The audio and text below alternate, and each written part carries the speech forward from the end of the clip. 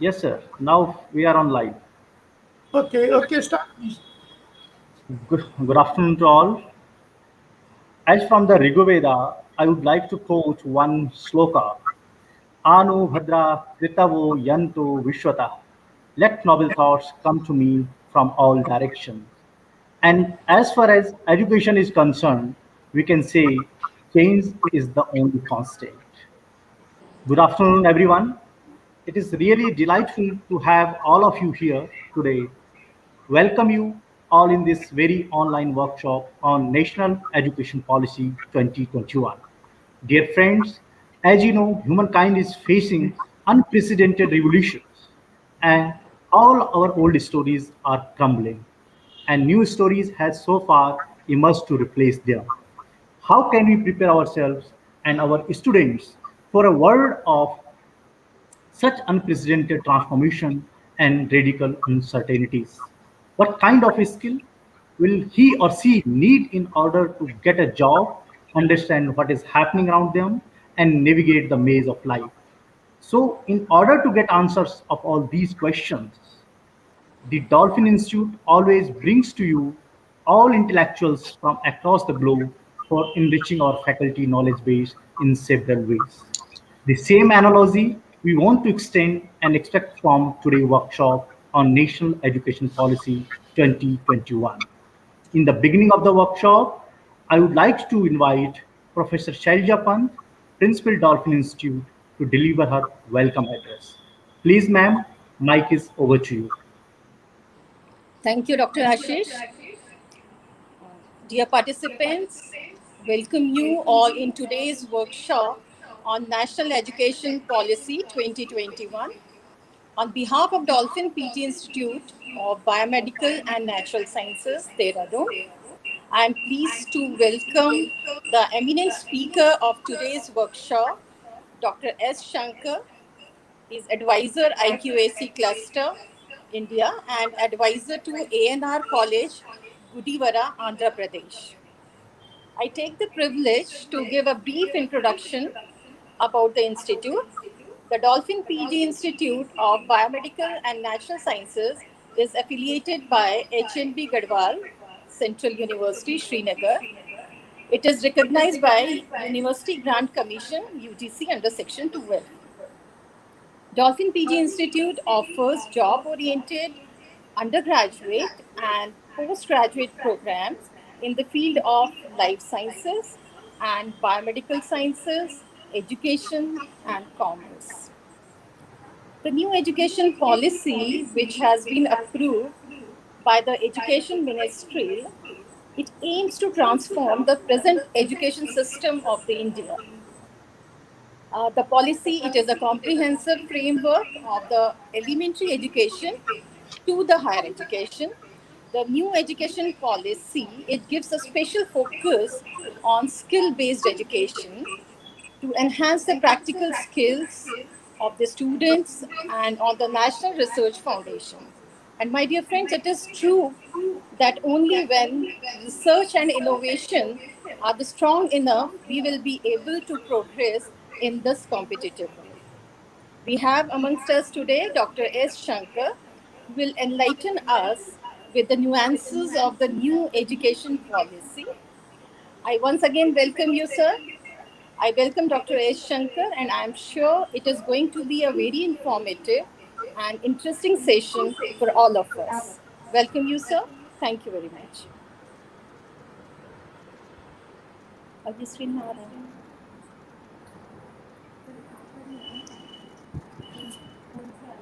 Thank you, ma'am, your welcome address. And dear friends, as we know that if the young man have some experience and many more experiences having young man, then it is very a universal truth that old man has more acceptance. So keeping this view in mind, that I would like to Director of the Institute, Dr. Arun Kumar, please give your insight on national education policy and introduce our guest speaker to our audience. Now, sir, Thank mic is over to you. thank you, Ashish. So you consider me an old man, old mind, huh? No, sir, you Okay, are always a young man. okay, Old granted, guard, old guard. granted. So since Ashish said I'm already old man, so young friends. Okay. So rather than friends, I'll address you all as young friends. Okay. So young friends, the NEP has come into being on 29 July 2020 and replaces the existing national policy on education, which was formulated in 1986. NEP 2020 aims to raise gross enrollment ratio in higher education from the current 26.3% to 50% in another almost 15 years, that is by 2035. There would be an increase in the public investment in the education sector to 6% of GDP. Currently, India spends around 4.6% of its total GDP on education. As already mentioned by Ashish and then Dr. Shaljappan, the main objective of new education policy is to make education holistic and multidisciplinary मैं उसको with mail कर दिया था तो flexible इसको खुल जाना curricula. चाहिए. The three salient features are: number one, creative combination of subjects; number two, integration of vocational education; and number three, multiple entries and exit points with appropriate certification. I think the last point is really going to be a new experience for us, and it's going to be very fascinating and interesting. The NEP envisages the UG educational shall be of 3 or 4 years, with multiple exit options and appropriate certification within this period. For example, certificate after 1 year, advanced diploma after 2 years, bachelor's degree after 3 years, and bachelor's with research after 4 years. A 2 years master program for those who completed 3 years UG program, and 1 year for others who have spent 4 years in bachelor program. I think it's a totally new concept. At least I'm not aware of such activity earlier. MPhil program will be discontinued, and all the courses in undergraduate, postgraduate, and PhD programs will now be interdisciplinary and can be pursued after 4 years bachelor program or 2 years master's program.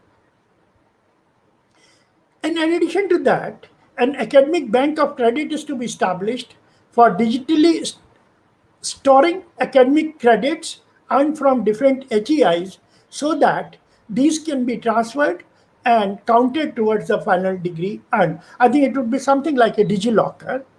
The National Research Foundation will be created as an apex body for fostering a strong research culture and building research capacity across higher education.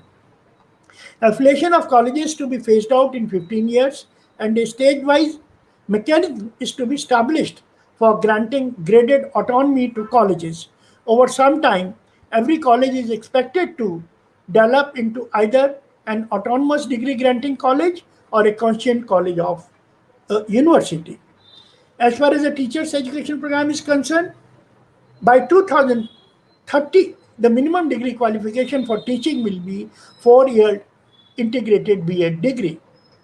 Besides this, the National Educational Technology Forum, what is popularly called as NETF, will be created to implement the internationalization of education for facilitating both institutional collaboration and student and faculty mobility, and allowing entry of top world ranked university to open campuses in our country. Given the circumstances, it's more than apt background to hold today's workshop on National Education Policy 2020 with an eminent speaker like Professor S. Shankar. Friends, it gives me great pleasure to welcome the resource person of the day, Professor Shankar, advisor NR College, Gurivara, Andhra Pradesh, advisor All India IQAC Cluster, resource person guide for NAC accreditation. Above all, he is the resource person in the area of National Education Policy 2020, outcome-based education, and soft skill and IPR programs in Andhra Pradesh. As principal of the ANR College, Dr. Shankar steered the college through NAC accreditation and got it an A grade in 2016 and UGC autonomous status for 10 years in 2017.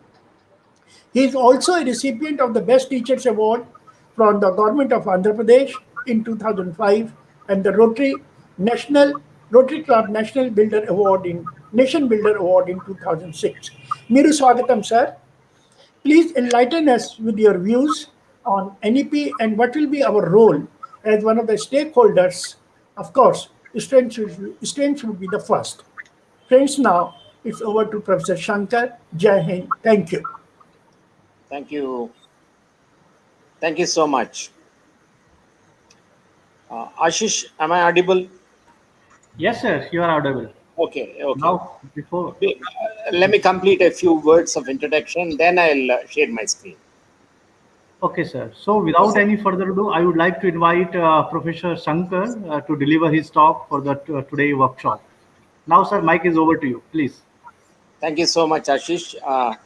Who has made it possible to equip myself with the knowledge of using StreamYard. This is a new technology for me, but he has taught it in a few minutes. Good afternoon to the head of the institution, Shailaja Pant. I learned that she's a researcher on her own with a wonderful number of citations in her subject. I think it is microbiology. And my friend, old guard, Arun, perhaps there is not a week that passes without our interaction. And I'm happy to also see the IQAC coordinator, Dr. Shruti Sharma, as part of this interaction. This is a wonderful institution I have learned at the foothills of Himalayas near the Doon Valley. And I wish that it would be able to get an A grade or more in the coming accreditation. It has done well as far as DVB is concerned, except in a few areas, very minor areas. And if the principal makes a wonderful presentation and impresses the peer team for the 30 marks that 300 marks that the peer team has, then I think you will sail through. No institution, I have Googled and found out that no institution has so far got A in Dehradun area. And I request you to put all your efforts as a team, as a family, to bring laurels to your own institution. And with this background, and as a representative of IQAC cluster, as an advisor of the national level 3,250 plus members IQAC cluster, and also as an advisor to the college in a rural area, I wish to say a few words using my PowerPoint presentation about the National Education Policy 2020. Can I share my screen, Ashish? Yes, sir, you can share. You can share Right. this screen. Is it visible? No, Ashish? sir. No, sir, it is not visible yet. Maybe it takes some 1 or 2 minutes.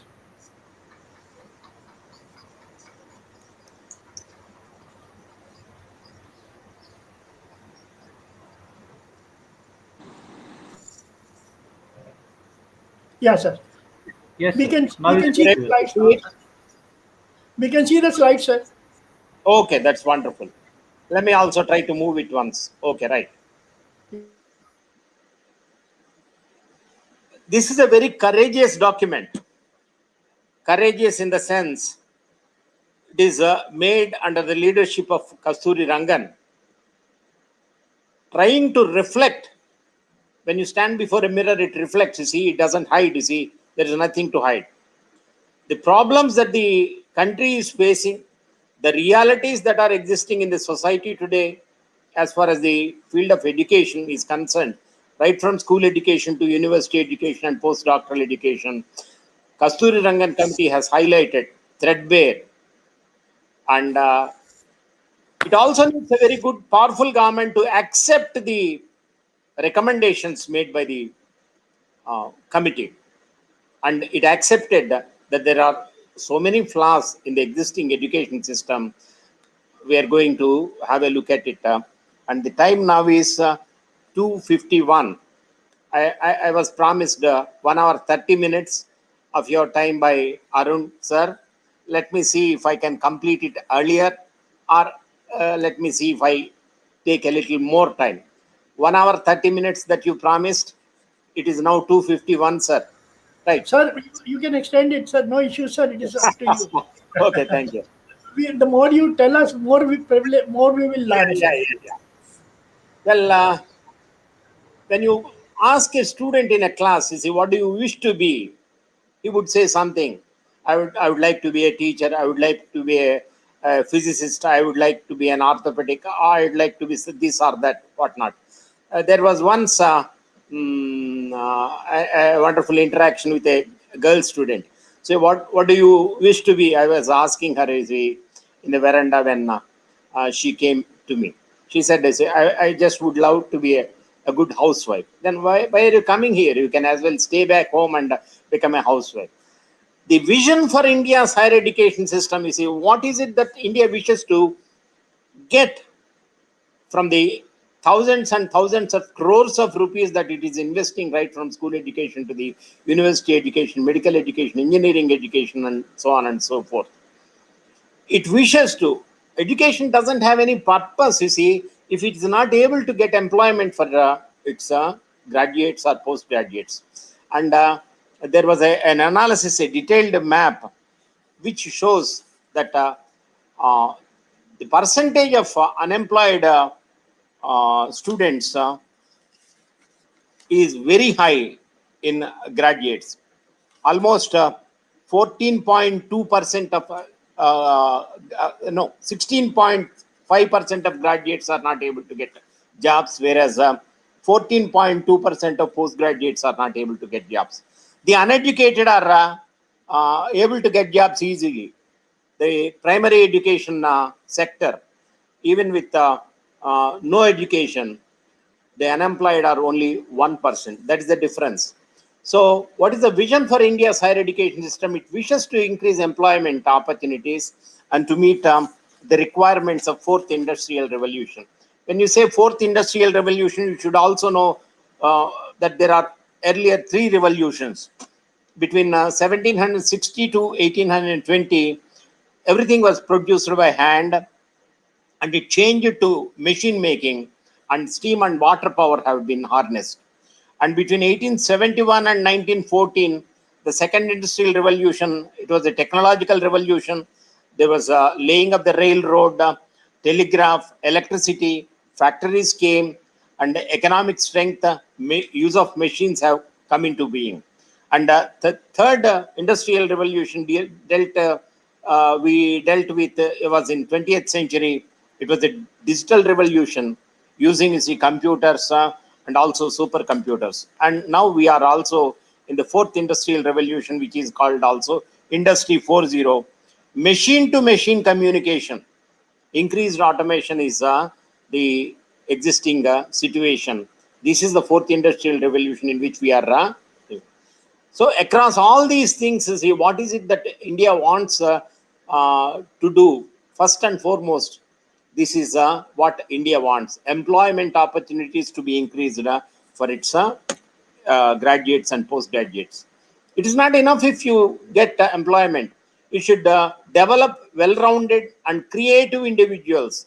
Creative should be able to think creatively, and they should also have. They should not be dependent anymore. Once they complete their education, they should be economically independent. And it says, education is not just for employment, it is also for progressive and prosperous nation. Education is not just for employment, it is also for progressive and prosperous nation. There are some major problems we are facing in higher education, plaguing higher education system. Look at the picture on the right side. Higher education system is severely fragmented. There are more than 50,000 institutions, and most of them are commercial, you see, for profit, with no education taking place. It needs a temerity, it needs courage for a government to admit that this is the situation existing in India today. no education taking place more than 50,000 institutions, which are commercial. And the learning outcomes and skills of students are very poor. And disciplines are separated one from the other. And in most areas, what you call SEDGs, socio-economically disadvantaged groups, there is no access to education.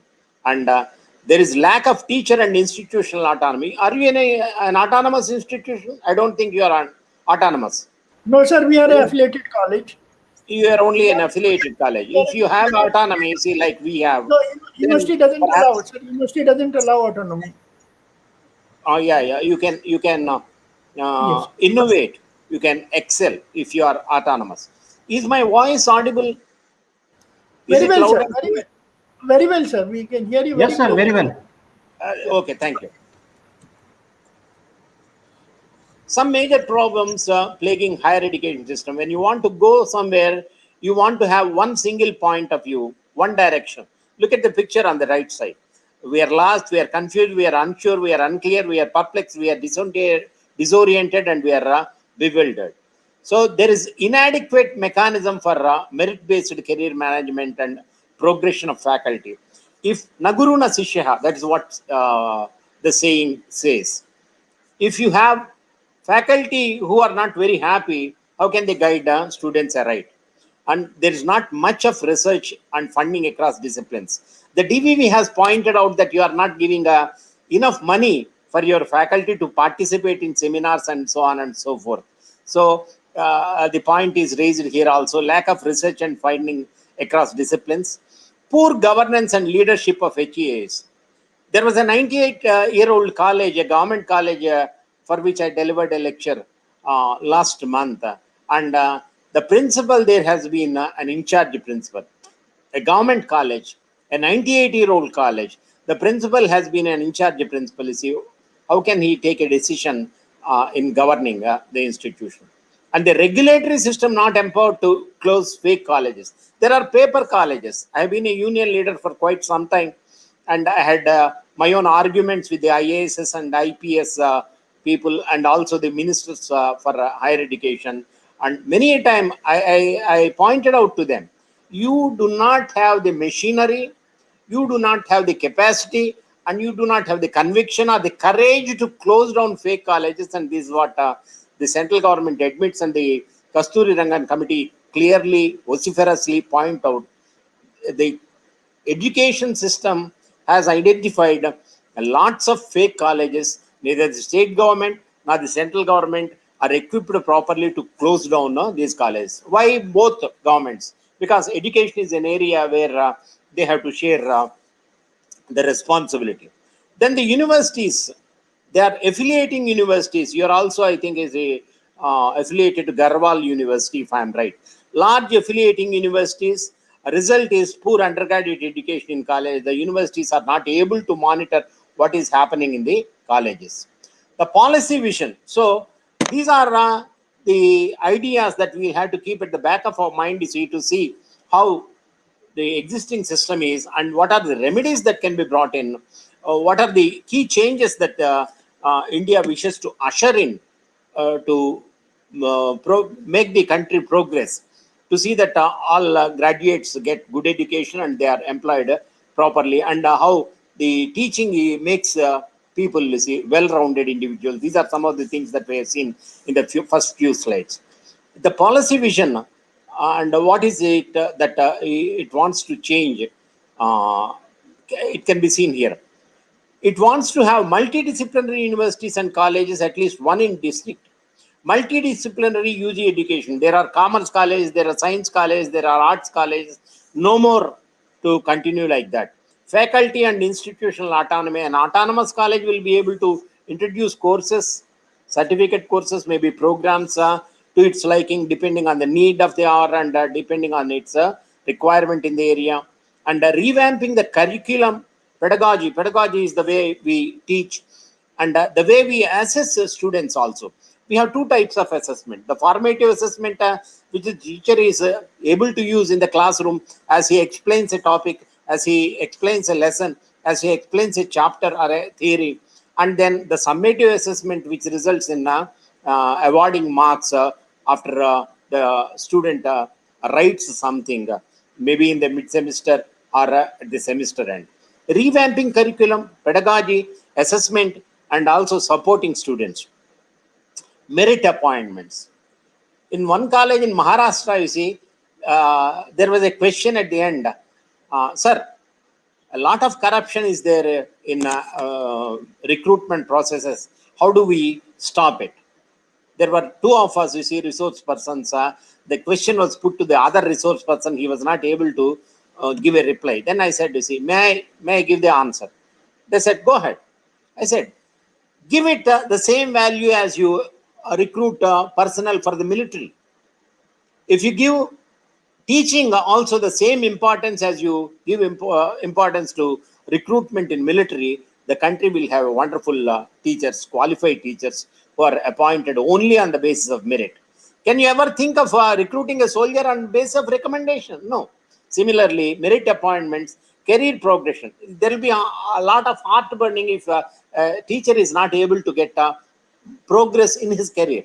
If he is not promoted from assistant professor to associate professor, from associate professor to a professor, and so on and so forth. Career progression, it should be based on merit, teaching and research and service.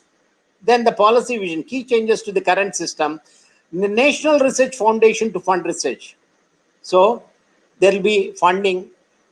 Higher educational institution, HEI, governance by independent boards with academic and administrative autonomy. Independent boards. How far this will be able to see the reality of the day, we do not know. Yesterday, there was a wonderful direction by the High Court in Madras, Chennai. It said the CBI is to become an independent body like CAG. Like CAG. CBI is to be given complete independence and complete autonomy. It should not be under the purview either of the central government or the state government, and so on and so forth. Like that also, HEI governance by independent boards with academic and administrative autonomy, light but tight regulation, only one single regulator for all of higher professional education. When banks were nationalized, when teller counters were opened in banks, we were very happy. Giving us a passbook at one place, taking a token, going to the cash counter, and so on and so forth, takes a lot of time. But once the teller counter is opened, he would make entry, he would give the cash. There is no need of token. Everything is done quickly. Now ATM machines have come a little later. But in higher education system, you have almost, I think, 13 programs of different natures for sciences, for education, for arts. You have to go to different regulatory bodies. But if you have all these under one head, a single regulator for higher and professional education, that would be very helpful for your college and its administration. And then increased access, scholarships for disadvantaged and underprivileged students who are not able to get admission normally, or students who are in a disadvantage, from a disadvantaged section of society. They'll be given more chance to join colleges with a scholarship, and there'll be only one regulator for giving permissions. Then point number 10, institutional restructuring and consolidation. If you want to make changes, it has to be, the system has to be restructured, and institutions may also have to be restructured. Starting large multidisciplinary universities and colleges, and HEI, higher education institution clusters, to build vibrant communities of scholars and peers and increase resource efficiency. The academic ambience, the collegiality that we come across in certain colleges. I'd been to Devagiri College, who scored 400 out of 400 in teaching, learning, and evaluation. The first ever college to get what you think is A++ now. It is in Kerala. I just, I could not believe it. After we were accredited with A grade, we went there to, we saw the academic activity there. The last student to get a seat scored 97 point some marks in sciences, 93 point something in arts, 96 something in commerce. That is the kind of college, that is the kind of academic ambience, vibrant community of academics that existed there. And I wish every college could become so that India will be able to progress. Starting large multidisciplinary universities, colleges, and HAI clusters to build vibrant communities of scholars and peers equals, increase resource efficiency. Success of large multidisciplinary research universities. These are the ideas that India and higher education system is going to implement very soon. Then, as part of restructuring and consolidation, higher education system shall have high quality teaching, no compromise on teaching. And in addition to teaching, there is also high quality of research and community engagement. It is not enough if you do something. A student comes to college to get knowledge. A student comes to college to get analytical skills. A student comes to college to learn what he is not able to learn otherwise. So the knowledge and analytical skills that he has gained in an institution, he should be in a position to express it. And then he should have a global perspective, think of himself as a global citizen. And with all these four qualities, he should be able to go out and serve the community. These are the 5 basic things: gather knowledge, develop analytical skills, communicate what he has learned in a college, and should feel conscious that he is a part of the global citizen, and he should go out and extend his service to the society, community engagement. Research universities will be there, which focus on research. Teaching universities will place emphasis on teaching, and they also conduct significant research. All colleges, even Dolphin Institution, once it gets through its accreditation, it will have to underline, please, all colleges to become autonomous. You will have to apply for autonomy. And what are autonomous colleges? They are large multidisciplinary institutions, primarily on undergraduate teaching. A college shall be an autonomous degree granting institution or a constituent college of a university. Then HAIs will have autonomy to move from one category to another. Expectations of quality of education across all categories of HAIs will be same, whether it is a research institute, whether it is an affiliated college, autonomous college, whether it is part of a constituent college of a university. The expectations in all these colleges will be, institution will be the same. The HAIs to support other HAIs in development, community engagement and service, and support to school education. It is not enough. The central government and UGC have introduced a Paramarsh scheme, wherein the qualified colleges with a NAC A plus grade and more will be able to guide colleges which are yet to go for accreditation, and they will also be provided fund. In Andhra, colleges like ours have also been identified, and we have been attached some colleges which are yet to open their account in NAC, which are yet to go for accreditation. We have been asked to guide these colleges. So it is not enough if you get, it's not enough if you get your accreditation. You should also support other HAIs in development, and you should also involve in community engagement and service, and you should also support school education. Why school education? Why school education? Because the seeds of college students are laid in schools, and only when you support schools will their students come to your colleges. Then by 2040, all HAIs shall become multidisciplinary. As I said earlier, no commerce colleges, no arts colleges, no science colleges separately. They will become multidisciplinary with a large enrollment, thousands of enrollments. Increasing GER to 50% by 2030. We are already in 2021. The enrollment ratio, as Arun sir was also making a reference to it in the opening remarks, is only 26 point something. So you have to double it in 9 years. And we have completed almost 75 years of independent existence as a nation. And then now we have to do what we have to do. In 9 years, we have to double the intake in colleges and universities. And more HEIs to be started in underserved regions. The gross enrollment ratio, GER, in higher and vocational education to increase from 26.3%, which was the figure related to 2018, to 50% by 2030. A very lofty goal, ideal, very good. But where are the practical steps to make it double? Capacity creation by consolidating, expanding, and improving existing HEIs. Consolidate, expand, and improving existing HEIs. It needs a lot of determination and a lot of funding. It's not enough if you have determination. You should also have money. Let us see what more is there. Growth in both public and private institutions. A country cannot prosper only if it is controlled by government agencies and government institutions. Several governments, maybe the present government, the previous governments, or even the state government, they all pretty well know.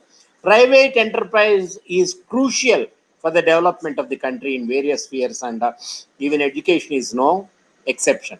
Growth in both public and private institutions, fair and transparent system for public funding.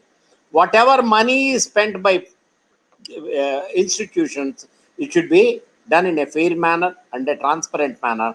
Support for public HEIs. All institutions may run open distance learning programs if they are permitted to do so. Single stream HEIs, as I was making a reference to, science, arts, commerce streams will become multidisciplinary. All HEIs will move to full autonomy. Independent bodies, they will become able to run programs on the local needs. Innovative programs. If you are interested, and I do not know if most of you have read this, try to read a book, Last Lecture by Randy Pausch, MIT professor who was diagnosed with pancreatic cancer. He had a wife and 3 children, one wife and 3 children, and the third child, a daughter, 18 months, and then he was diagnosed with the pancreatic cancer, and the doctors gave him 6 months. He survived for a few more months than what the doctors gave him. But he delivered a wonderful lecture, Last Lecture. Just Google it and try to have somebody by your side. See, you will not be able to control your tears as you keep looking at the video. And if you have patience and time, try to read the book also, The Last Lecture.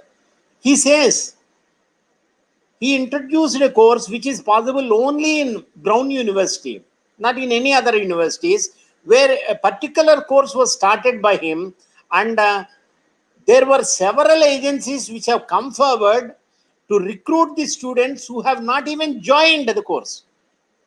You get my point? The course is so very innovative that as soon as the students roll out of the college, they are absorbed. Okay, that's fine. But institutions, organizations, software companies, they have come out to give jobs even to the students who have not even enrolled in the course. That is the greatness of the institution. So if you have the capacity to infuse such courses in your institution after it becomes autonomous, you will be able to reach the level of Brown University, United States of America. All HEIs will be moved to full autonomy. Quality private institutions will also be encouraged.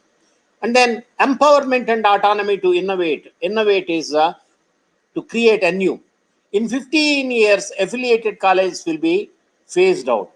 By 2035, no affiliated colleges. Existing affiliating university will be responsible for mentoring its affiliated colleges. By 2025, in 4 years, Maximum number of colleges affiliated by a university not exceed to 300. Now there are certain universities which have 600 to 900 affiliated colleges. By 2035, all colleges are to be accredited and become autonomous. In 14 years, there should not be a college which is not affiliated, which is not autonomous. See, a lofty ideals. This is the vision of the present government, a wonderful vision.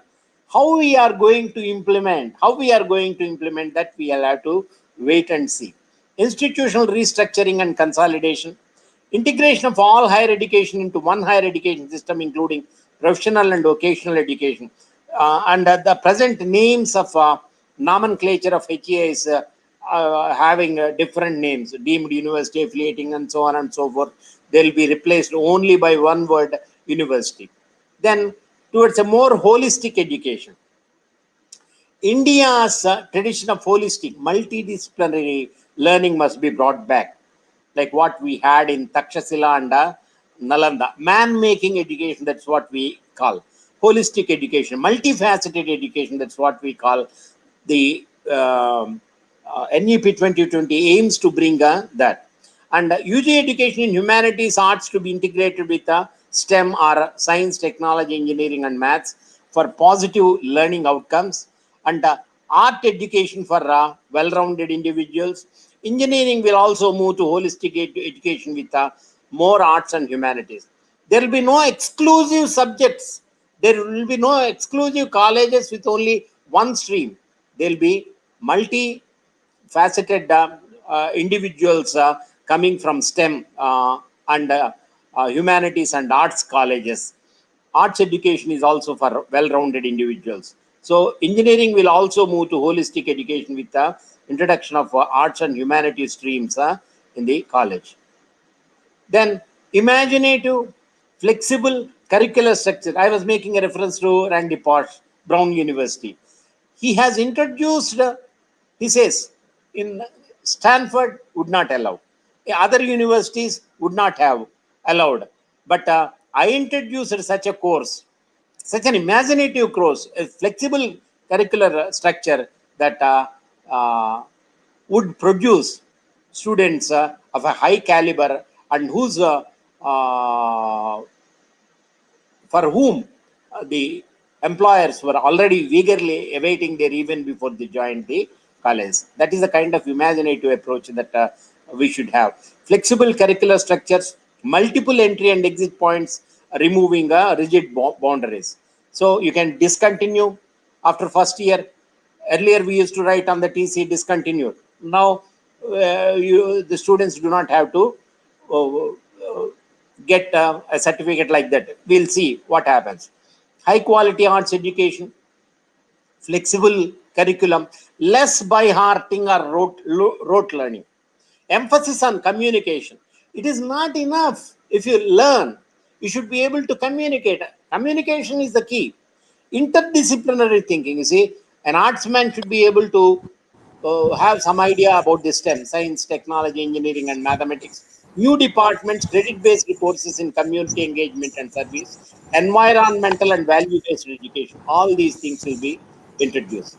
And then internships with local industry. Once the student comes to your college, he should be in a position to use his knowledge as an intern in an industry, a local industry, a business and artists, etc. To students for practice side of learning and employability. It is not enough if a student learns in a classroom, in a college or in a university. You should be able to put it into practice outside. Then UG program is either 3 or 4 year duration. This has been touched upon by Arun sir detailedly. I do not wish to take much time. He also made a reference to Academic Bank of Credit where students can store their academic credits. Then different master's programs. A 2-year program in which a second year is devoted to research for those who completed a 3-year degree. Or after a 4-year bachelor's program with research, there could be 1-year master programs.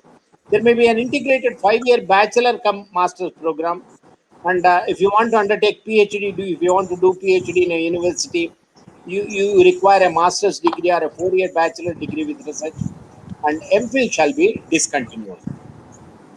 Then MERUs, multidisciplinary education and research universities will be set up, and they will be on par with IITs or IIMs, Indian Institute of Technology, Indian Institute of Management, etc., to be set up to reach global status like the Ivy League universities in the US.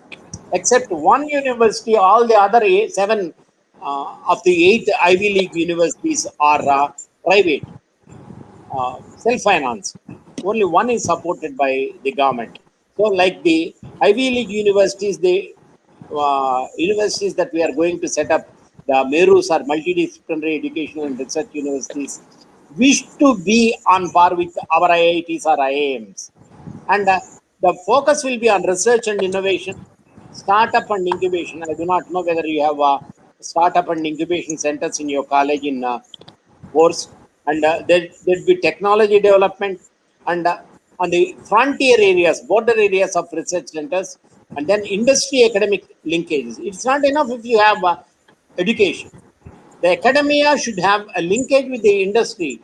What industry requires, the student should know. And then interdisciplinary and humanities and social sciences, all these areas will be taken up, change. Look at the figure there. You have water, you have air, you have natural resources, you have land, you have, because you're in a dune valley, Dehradun, you have flora and fauna, and then how it is going to help humans, the eco efficiency, all these things are depicted on the right side. And academia industry linkages aim to bridge the gap. There is a lot of gap is there, and the gap between academic endeavors and the expectations of the industry should be bridged. Then optimal learning environments, support for students. It's okay. This is what an institution wishes to do. It wants qualified teachers, funding, and so on and so forth, autonomy, formative, summative assessments, all okay. Then what about ours, students? It should create an effective learning environment. A student who comes to college should be able to learn something, and he should be aware of what is going on. And for effective learning, you should have relevant curriculum and engaging pedagogy. Engaging pedagogy involves good teachers. If a teacher is able to explain properly, students will automatically come, and students will be able to perform well in his or her subject. Then continuous assessment, not just semester end or year end assessment, continuous assessment of students and adequate student support. The curriculum should be regularly updated, and it should have specified learning outcomes. Outcome-based education introduced by the University Grants Commission recently and by LOCF, dealing with the Bloom's taxonomy and so on and so forth, aims to bring out proper learning outcomes in the students. What is that you have learned in your 6 months or 1 semester or 2 semesters? If a student is asked, the student should be able to tell. What are the outcomes with which a graduate is leaving the college? If somebody asks him, he should be able to tell. And high quality teaching pedagogy, scientific assessment methods. If I value a paper, if Shailaja Panta madam values a paper, if Arun sir values a paper, or if Ashish values a paper, if Shruti Sharma values a paper, the student should be in a position to get the same mark, irrespective that 5 people of different backgrounds have valued the paper. So scientific assessment should be there. Development of capacities for high quality learning, high quality learning. So students should be in a position to learn well, and for this, the capacity of the student should also be strengthened. And it continues, optimal learning environments and support for students. Special programs for gifted students. You have 2 types of students. Students who are lagging behind, slow learners, and you have students very fast to pick up, advanced learners. Slow and advanced learners, both should be given importance. Advanced learners are gifted students. they can be permitted, they should be permitted to complete their programs quickly on a fast track mode. Autonomy to institutions and faculty to innovate on curriculum, pedagogy, and assessment. Opportunities for funding activities organized by students, faculty to act as mentors or guides. If a student body wishes to organize a function, a program, you should be in a position to fund their activity. All assessment systems to be decided by the HEI. CBCS, choice-based credit system, will have room for innovation and flexibility. HEI is to move away from high-stakes examination towards more continuous and comprehensive evaluation. I was telling you, two assessments, formative, summative, and a student should not be merely judged by the year-end examination or semester examination. Then optimal learning environments 12.5 funds should be given to support SEDGs, socio-economically disadvantaged groups. Professional, academic, and career counseling to all students. Open and distinct learning programs to be equivalent to quality in class program. Earlier, when I was a student, distance learning degrees or PGs, they were not considered as equivalent to the regular programs that we study. Now, the approach has changed. They should be equated with the in-house degrees. All programs to achieve global standards of quality with internationally relevant curricula to attract international students in India. It is not enough. I came to learn from Arun sir that there are some foreign students also in the Dolphin Institution, which is a wonderful thing. So, on merit basis, we should be in a position to attract students from international areas, from outside the country. Mobility to Indian students to carry out research abroad. If a student starts research in our college, in our university, and if he wants to pursue the research outside, he should be given a chance to complete it elsewhere. Then internationalization. Premium education should be made available at affordable cost. High performing universities to set up campuses in other countries. World universities from top 100 list to be permitted to operate in India. It's give and take.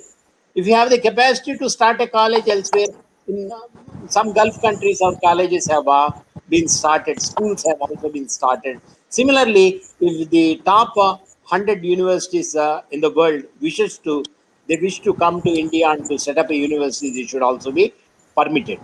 Research collaboration and student exchanges with global institutions. Credits acquired in foreign universities to be counted for award of degree. So it is not enough if you are able to study somewhere, do research somewhere.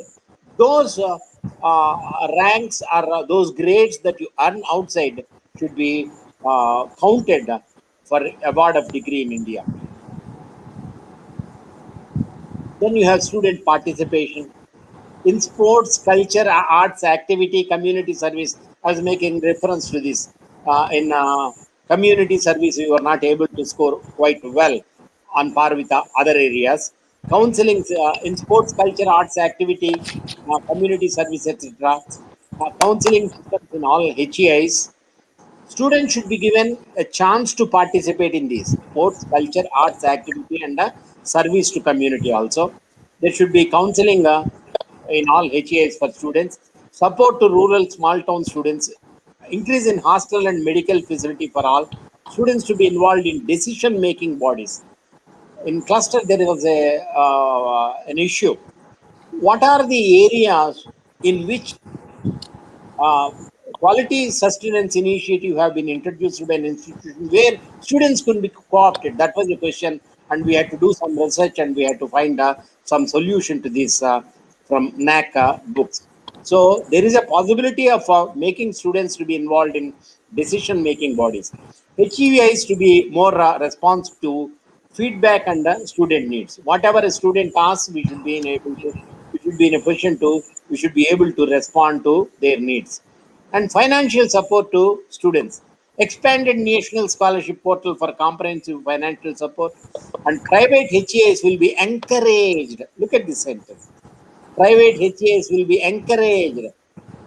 Directed, it's not directed. They will be encouraged to offer large numbers of free ships and scholarships to their students. Then comes the faculty. The faculty should be motivated, they should be energized, and they should be capable. Recruitment and career progression, etc., will be methodical, systematic. They'll have professional development opportunities and increased compensation, more money. Low faculty motivation will be addressed, so they work for advancing students' institutional profession. Shall I stop? Shall I stop? Yes, sir. Am I disturbing? There is some No, sir. humming noise. No, sir. Continue, please. There is some humming noise at the back. Low Okay. faculty motivation will be addressed. So they work for advancing students, institution, and profession. HEI, higher education institution infrastructure to be improved using latest technology for a better learning experience. See, please bear in mind, when a peer team comes, they will go into your computer laboratory. They will come to your departments. They will look at the operating systems. They will look at the way in which you are using. If you have software, permitted software, and if you have virus, antivirus systems, all these things, they will look at it using latest technology or permitted technology or pirated technology. The peer team will look. Teacher student ratio from 1:10 to 1:20, not beyond 1:20. Teaching duties allow time for interaction with students, research, and other universities. Please remember, it is not enough if a teacher teaches in the class. The teacher should be also available in the department on the college premises for interaction with students. It is a part of the teacher's responsibility. 40 hours a week workload. So it may be 14 hours or 16 hours or 18 hours or 20 hours teaching in the class. But the other 20 hours, you should be available to students if they want to meet you and get their doubts clarified. Then faculty will not be transferable across institutions. This is a very important point, see, which is being disregarded. Being disregarded, I would like you to make it bold, underlined in red. Being disregarded by central and state governments. Then faculty to design curricular and pedagogical approaches for innovating teaching and research and service. Rewards, promotions, and recognition for excellence. Non-performers will be held to account. Please make a note of this. 13.5.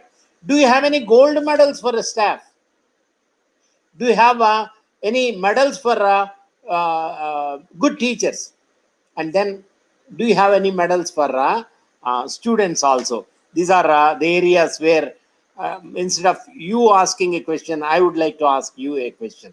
Transparent recruitment process, probation period, there will be assessment includes peer and student reviews, innovation. Do you regularly take feedback on the, Sailaja madam should be in a position to answer this. Do you regularly take feedback from the students about the performance of the teacher in the classroom?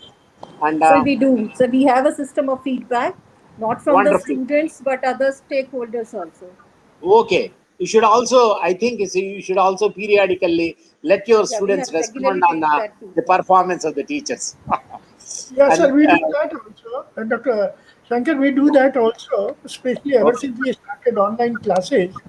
We take a feedback from all the okay, students, wonderful. and that we are publishing in our quarterly newsletter, so that it is in public Okay. domain and it's total That's good. transparency. That's good. And you should also give chances to these teachers for professional development, etc.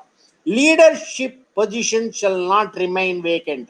Bold, underline, C capitalize, whatever you wish to. I was making a reference to a 98-year government degree college where there is an FAC or full additional charge teacher, and there is a NAC A double plus college. Which got its grade very recently. It has only one individual in the aided stream, and that is a principal, and that principal is an in charge principal. This is the kind of situation in which we look at the NEP 2020. Equity and inclusion in higher education, equitable access to quality education, emphasis on socio-economically disadvantaged groups are SEDGs, equity and inclusion across school and higher education. Equality is different and equity is different. Equality is giving everyone 100 rupees. Equity is if I need 200 rupees, giving me 200. If somebody else needs only 50 rupees or 100 rupees, giving him. Equality is at a lower stage than equity. Equity is at a higher stage. Equity and inclusion across school and higher education. Then lack of knowledge of opportunities for students.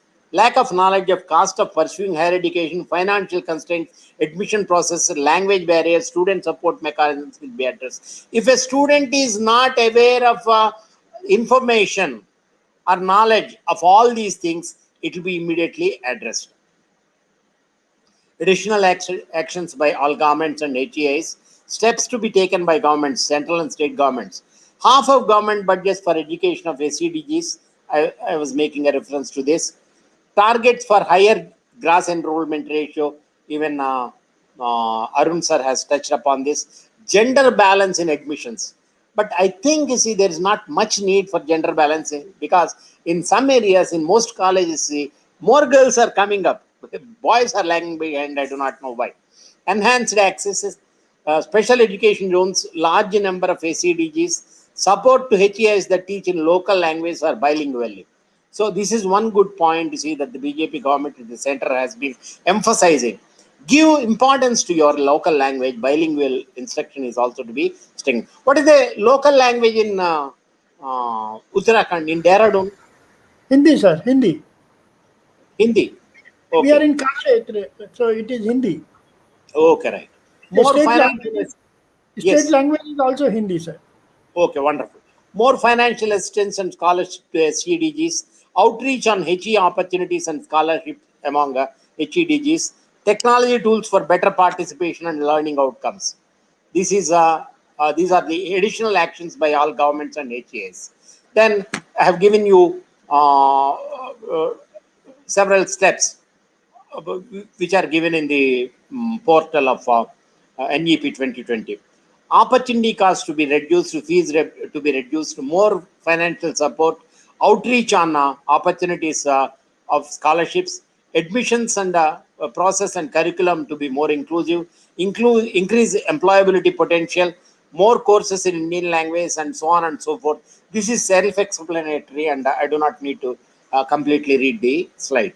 Then teacher education. You are a teacher education institution also. I thought there is no need to touch upon this, but I would like to go through this as far as possible in a systematic manner. Teacher education to be grounded in Indian values, to be revitalized. Teachers to be well versed in latest advances in education and pedagogy. Can anyone tell me what is the program used for Google search engine? This is a question asked by a Bombay professor, uh, professor, and most of the teachers, most of us who were in the meeting from our state, we could not answer. There was one who said Python. Python is the language, you see, which is the basis of back of Google search engine. So we learned it that day. So teachers should be well versed in latest advances in education and pedagogy. By 2025, only in 4 years, multidisciplinary and integrated teacher education program shall be enforced. Think about your own setup at present. In 4 years, there will be multidisciplinary integrated teacher education institutions. And even before that, I think you will have to go for your autonomy. Teacher education institutions become multidisciplinary by 2025. They should offer 4-year integrated teacher preparation programs. All multidisciplinary universities should run B.Ed programs. By 2030, in 9 years, 4-year integrated B.Ed will become minimal qualification for school teachers. HEI is offering 4-year integrated BA may also design a 2-year B.Ed. Well, these are some of the changes that are envisaged. TEIs, Teacher Education Institutes, give government funding support to become multidisciplinary. HEIs to have government and private schools and school complexes where potential teachers will student teach. Those students who are getting training, see, to become teachers will be able to teach in those school complexes as practice. Pre-service teacher preparation program through one national entrance examination conducted by NTA or National Testing Agency. Faculty in departments of education shall have PhDs. PhD is going to be very important. Those without PhD to have outstanding teaching field experience. PhD is going to be a basic requirement, even teacher education institution. PhD entrance to take credit-based courses in teaching, education, pedagogy, etc. Continuous professional development of teachers. What happens in educational institutions once you come to a college with your perhaps PG degree with an MPhil or a PhD, that's it. You do not add anything to it. But the NEP 2020 envisages continuous professional development. There used to be a joke when I joined a college afresh. There was a man who had two sons. He at the time of his death, he divided his property into two equal parts. One part consisted of the fields and the house and the money. The other part contained only one history notebook, which was used by this teacher or lecturer. And the wise son chose the history notes, and the unwise son got the money and the fields and houses and so on, and he did not flourish, whereas this wise son flourished because the same history notes was in use for 30 more years. 30 years his father used, and 30 more years the son also used, and easily he could get money. Well, that is a joke, but that is what is happening. No change, no demand. So continuous professional development of HEI teachers using technology platforms such as introduced by UGC, Swayam and Diksha. And then there is a national mission for mentoring. It shall be established with outstanding senior retired faculty for short and long-term mentoring, professional support to university college teachers. Just as we are mentoring students in our colleges, there will be senior teachers who will be used at the national level to mentor, to be mentors for teachers working in various colleges and universities. Then there is a need for reimagining vocational education, or VE, urgent need for spreading vocational education, lack of vertical mobility for vocational students addressed through NSQF, or National Skills Qualification Framework. So students who studied in IITs, ITIs or polytechnics should be promoted, should be able to continue their education, see, in engineering and so on and so forth. That is going to be addressed. Hitherto, vocational education is perceived to be inferior to mainstream education, but integration of vocational education to mainstream education in a phased manner, every child must learn at least one vocation and is exposed to several more. I keep asking my science friends, science colleagues, can you fix a fuse? Can you change a bulb? And can you do this or that, you see, for which usually an electrician is required. And they say, no, I'm a lecturer, I do not do all these things. So vocational education makes an individual, it is not enough if you get educated, you should be able to have at least one skill of vocational education. Reimagining vocational education continued 16.5. By 2025, at least 50% of learners to have exposure to vocational education. BVOC will continue. Vocational course to be available to all. Conduct of short-term certificate courses with different skills or Lokvidya, or knowledge developed in India, to be accessible through vocational education courses. It should be integrated with all educational courses or institutions. There will be incubation centers in partnership with industries.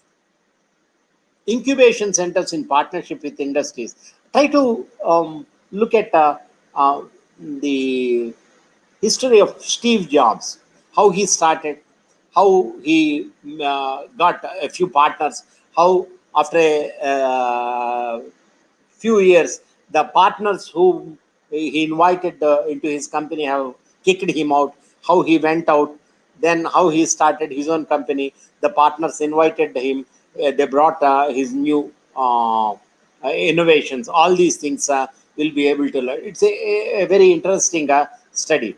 So incubation centers should be there in partnership with industries. Indian standards to be aligned with international standard classification of occupations. It should form basis of recognition of prior learning facilitates mobility across general and vocational education. So when you go for a job, your vocational education will also perhaps be taken into consideration. It will be reckoned for giving you a job. And promoting high quality research, a national research foundation. Knowledge creation and research for growing. Search again. Research is nothing but searching again. Knowledge creation and research for growing and sustaining large and vibrant economy. To become a leader, India requires expansion of research capabilities and outputs. How many patents do we have? How many incubation centers do we have? How many original new ideas do we have? You see, that is a question that is being asked across the universities by UGC, by NAC, and so on and so forth. We do not have much to boast about. To become a leader, India requires expansion of research capabilities and outputs, research and innovation. You see, I do not know how strong your criteria 3 is, but surprisingly and very happily, there was not much deviation in your criteria 3, which deals with the research, and you can be happy there. Research and innovation investment in India is only 0.69% of GDP. It is to be increased. High quality interdisciplinary research in arts and humanities needed to address societal challenges. Promoting high quality research, we have altogether 27 points. We have reached only 17th point. Promoting high quality research, National Research Foundation will be set up. Innovations in sciences and also social sciences equally important. Research and innovation occur in an environment where a strong culture of research and knowledge creation exists.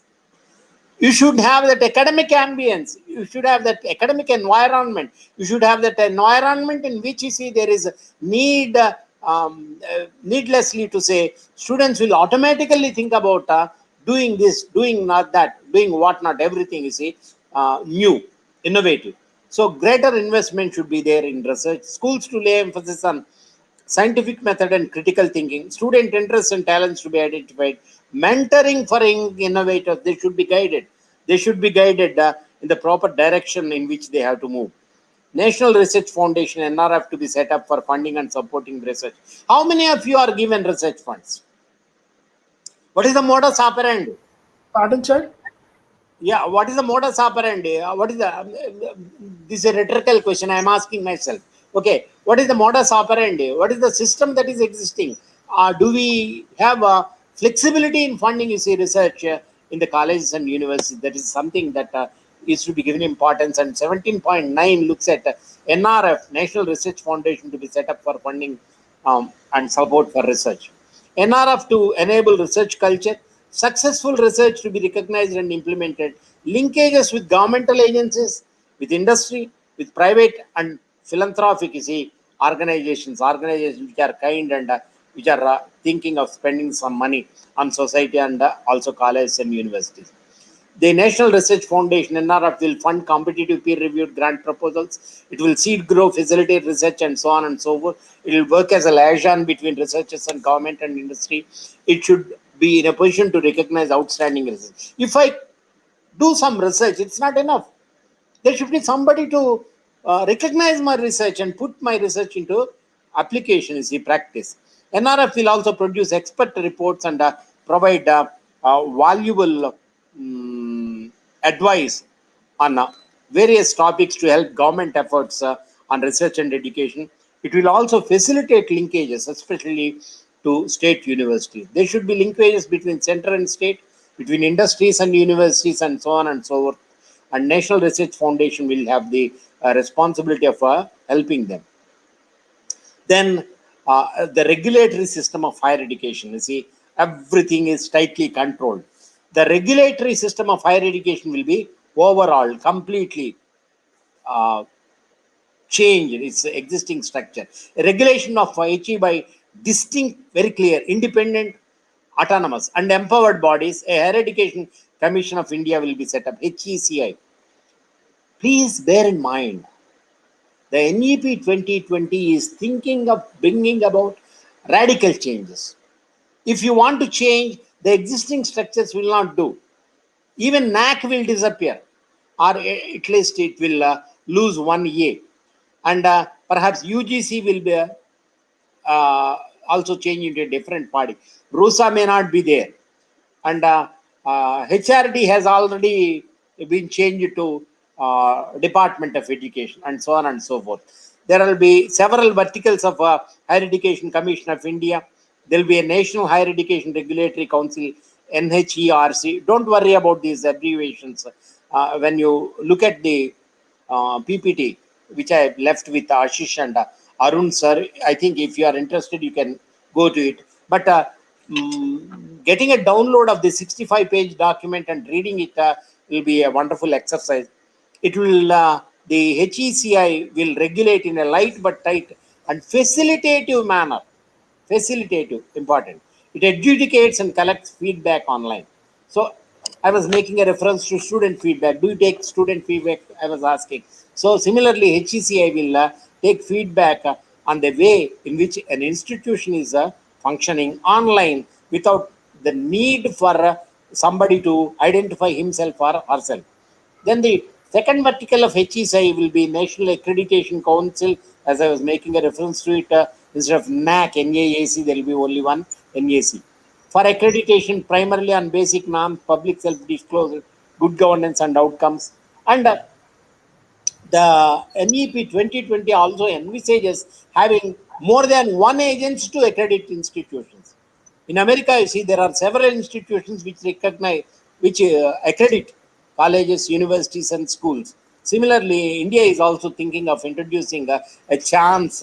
Perhaps we also have a desire in our IQAC cluster to rise to the level of being an accrediting agency in future. That is the fond wish of Pahade sir, Bole sir, Kangude sir, and myself and others also. There will be several accrediting agencies in future, and National Accreditation and Assessment Agency will be changed to National Accreditation Council. And all HEAs to aim through their institutional development plans to attain the highest level of accreditation over the next 15 years. Then the third vertical of HECI, the Higher Education Grants Council, to carry out funding like UGC and RUSA. Fourth vertical, the General Education Council, it frames expected learning outcomes or graduate attributes. A student leaving the institution should have certain qualities, attributes, graduate outcome-based education. This is a reference to graduate attributes. A national higher education qualification framework will be formulated by the General Education Council. All these new regulatory mechanisms will be started, and the GEC will identify, look at the last point, the GEC will identify specific skills students must acquire with the aim of preparing well-rounded learners with 21st century skills. And it will also look at the norms for credit transfer. If somebody studies in Gudivada, where I work, if somebody studies in Dolphin Institution in Dehradun, if they want to change their institution from here to there should be a credit transfer or equivalent through National Higher Education Qualification Framework. Transforming the regulatory system of higher education, professional standard setting bodies will be set up, like Indian Council of Agricultural Research or Veterinary Council of India or National Council for Teacher Education and so on and so forth. They will be invited to be a member of General Education Council. They would specify the curriculum framework to set standards, but they will have no regulatory role. They will be only recommendatory in nature. Responsibility and accountability shall be delegated to HEIs. No distinction in expectation between public and private HEIs. You cannot ask for 110 grams from a private institution and only 90 grams or 100 grams in a government institution. No. Across institutions, expectations will be the same. Such a transformation requires existing structures and institutions to reinvent themselves and undergo evolution of sorts. So all these bodies, they'll be able to, I think, look at the red line after 18.11, curbing commercialization of education. In the very first slides, I was making a reference to Kasturi Rangan's committee, which audaciously, openly, deliberately, wantonly, in no uncertain times has said, education is being commercialized, we are not able to do anything. Even the central government admitted that they are not able to close the institutions. So they want to curb the menace of commercialization of education, and they want to find mechanisms to combat and stop commercialization of higher education. It will be a priority on the regulated system. Then look at 18.13. I was making a reference to it. If I have 1 rupee in a private institution, it will have the same value even in a government college. Public and private will be treated on par. Encouragement for private philanthropic efforts, elimination of commercialization, minimum guidelines to establish private HEIs, and so on and so forth. And support to philanthropic private HEIs will be encouraged. At least 20% of their students are to attend through free ship and additional 30% through scholarship. Look at this. 50% of the students studying in private higher educational institutions, 20% through free education, 30% through scholarships. See how far this is going to be beneficial for the founders of private educational institutions, and what will happen, well, whether it is going to materialize or not, we'll have to wait and see. Then effective governance and leadership, BOG, Board of Governors will come, and graded accreditation and autonomy in 15 years, all HEI to become independent self-governing institutions. Each institution will have a BOG or Board of Governors. There will be incentives, there will be support, and they will be mentored to become autonomous with an empowered Board of Governors by 2035. In 14 years, all institutions to become empowered, autonomous, supported, mentored, incentivized, and autonomous. BOG responsible for outcomes of HEI to stakeholders and meet guidelines of National Higher Education Regulatory Authority. It is not enough if you have a Board of Governors to administer your private college. It is answerable to the NHERA, and it is also answerable to the stakeholders. Who are the stakeholders in a college? The students, the parents, the society, the funding agencies, the universities, and also to the general public. And Uh, employers as well, sir. Okay, right. So you should be responsible. The Board of Governors will be responsible for outcomes of HES. All leadership positions to persons with high academic qualifications, administration, and leadership capabilities. I was making a reference to that particular college with 98 years service. Leadership positions for people with higher qualifications, academic qualifications. Selection there will be by BOG through a rigorous, impartial, merit-based and competency-based process. How many of you believe this? In India, BOG to appoint only qualified candidates through a rigorous, impartial, merit-based and competency-based process. I wish it would be materialized very soon to make India a very strong nation. HEI is to be committed to excellence, engagement with local communities. So it is not enough if you have a wonderful institution.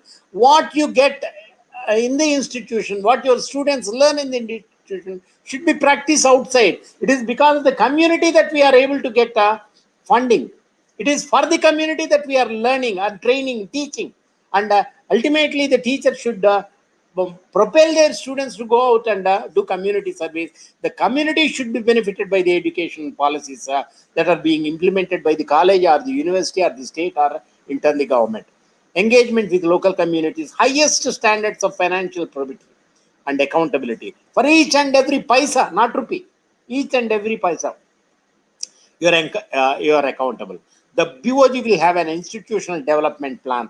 It's not enough if you have a college. You should have a plan of action on how you should move forward. Then professional education to be an integral part of higher education system. Setting up of standalone technical universities to be discouraged. Only technical universities, no. Agricultural education will be revived and improved. So you also have some programs to do with agriculture, I believe. Legal education will also be restructured to become globally competitive. Then healthcare education shall be re-envisioned. All MBBS graduates must possess the following skills: medical skill, diagnostic skills, surgical skills, and emergency skills. Quality nursing education will also be improved. I think you are also offering programs in nursing. All students of allopathic medicine must have a basic understanding of Ayurveda, yoga, and naturopathy, Unani, Siddha, and so on and so forth. Technical education collaborates with industry for innovation. What the industry wants. An industrialist tries to produce only such things which are in demand by society. So, in order to produce those things, you should have people from colleges, students from college who are able to execute to see what the industry wants to manufacture.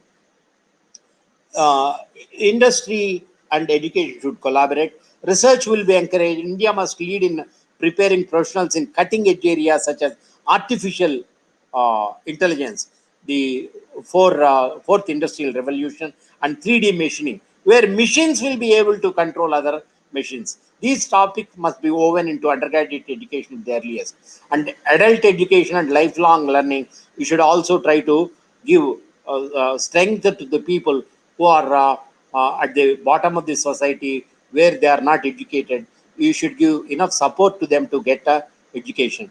Outstanding education curriculum framework for developing adult education and lifelong learning by a body of National Council for Educational Research and Training will be found, and after hours, every school complex will be used to train the adult literature. I do not know if you have a NSS unit, but your NSS unit or NCC units should also have this one workup of trying to make illiterate people read. Illiterate people, at least they should be trained to sign their name without using the thumb impression. That there will be one area which will impress a NACA peer team also. Yes, And sir, adult, you have it. yeah, I'm happy to inform you that we both have NSS unit, about 100 students, and we have NCC unit also, and both of them are involved in social work, sir. We hold those weekly camps where they go and educate the nearby panchayat residents, both the school children as well as the adults. That's a That, wonderful initiative. You yeah, see, yeah, that try is to try to impress. You see, with photos, pictures, the actual participants and the beneficiaries when the peer team comes. If you have time, okay, sir. Okay, we'll do that. We'll the do that. instructors, educators will be trained by national, state, and district level resource persons, and so on and so forth. And government should ensure books are made accessible and affordable, and technology should also be there to support and strengthen these initiatives. And As look a at the matter, things. as a matter of fact, sir, we adopted some schools where Okay, we that's really distribute. wonderful. Yeah, sir, So we distribute books, we distribute stationery, we distribute uniforms, wonderful, wonderful. and Have we you have also. highlighted it in your SSR? Yeah, sir, we have highlighted it in our SSR. And then, We also publish it in the newsletter. All these. okay, it's not enough. It's not enough. I'll tell you. The peer team will not have time to go through your newsletter. See, they may not be able to do it. You have 13 programs. I do not know how many departments you have separately, and Right, the three members may not be able to cover all the departments. As a peer right, team member, I'm telling you, you will be asked to suggest a few departments, and the peer team will, on their own, visit a select number of departments. And the peer team may also divide themselves, you see, individually, three members going in three different directions and visiting.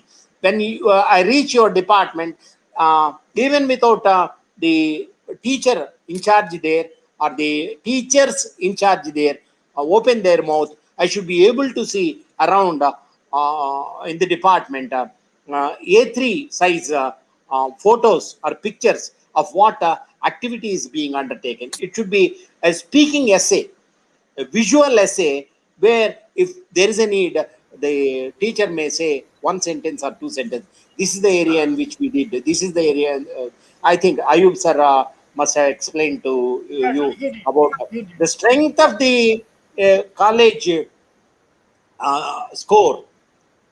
the strength of the principal's presentation and the strength of the department interactions and the IQAC will ultimately fetch you in getting a higher score. So Sir. if your people are vocal, if the principal's presentation is very strong, if there is a good interaction with your IQAC, and if they are impressed, even for the 300 marks, I think you'll be able to get a better score. Okay, I'll rush with my presentation. Can I raise a question in this context, sir? I'll just Oh, take 1 second if you permit me. sure, Yes, go ahead. so there is a little confusion now that some institutions are telling, some people are telling that there is no IQAC presentation now. The IQAC coordinator need not make any presentation now. Is it a fact? Is this your second accreditation? It is second, sir. Yeah. If, IQAC is a post NAC sustenance initiative. You have been Yes, sir. submitting your AQRs. The Yeah, principal will definitely. be given 45 minutes. The principal will be given 45 minutes for her presentation. The Right, sir. IQAC coordinators and all the other members will be there, where the principal will not be permitted unless she takes No, no, sir. My question is, okay, now someone has told us that they have stopped the practice. that's what I'm trying to explain. Arun sir, please listen me out. Yeah. First time institutions, no IQAC. For second Okay. cycle, there will be IQAC and there will be IQAC presentation. It's a Thank you. basic Thank you. requirement. What initiatives are taken up by the IQAC? How is I it understand.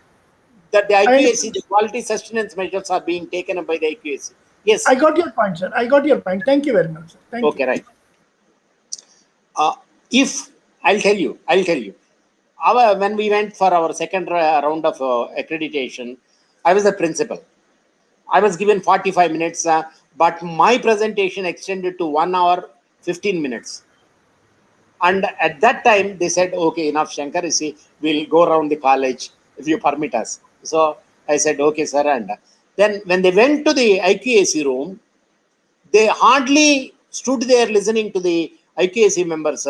Seven of my senior teachers, IQAC coordinator and assistant coordinators, almost 10 people were there in the IQAC room. When they were trying to open their presentation or trying to interact with them, the only thing that the vice chancellor from Goa University who was there, he said, no, your principal covered everything.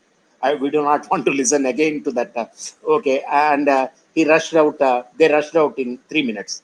So I believe Salija madam will be able to influence the peer team in such a manner so that the load burden on the other constituents of the college, maybe the departments or the IKC, will be lessened. It's up to you, and it's also up to the team.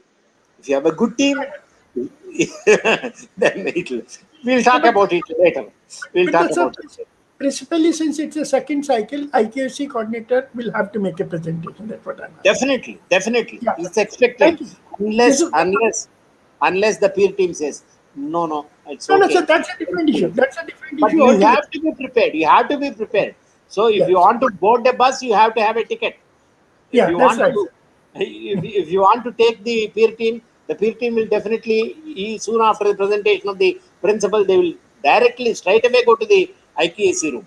So where the IQAC coordinator is to be present with his presentation or her presentation, and even before the peer team comes, there should be 1, 2, 3, or 4 times a repetition of the principal presentation and the IQAC coordinator presentation to be well versed and be ready. Okay, that's a different thing. You see, I'll complete this. Promotion of Indian language, art, and culture, they're also given importance, and the NEP 2020 recognized. Look at 22.5 out of the 220 languages lost in out of the existing languages, 220 languages have been lost in 50 years. No concerted action taken to preserve those rich languages, expressions of culture. How do we preserve ourselves? How do we preserve Indian cultures? Indian art must be offered, says 22.3. Language is also linked to art and culture. Promotion of Indian arts and culture, 22.2. Preservation and promotion of India's cultural wealth, a high priority for nation's identity and its economy. The Indian's culture is being taught as a subject in American universities and British universities abroad. So why not we give importance to it? This also deals with our language, scarcity of skilled language teachers, language to be used extensively, teaching to be in home and local languages. Every HEI to have artists in residence. That'd be very helpful. You see, one college I was addressing, they said they have an artist in residence. HEI is to use mother tongue, local language as a medium of instruction. Then 22.11 programs and degrees in translation and interpretation will be created. There is a great demand for translation. Dubasi, that's what we call.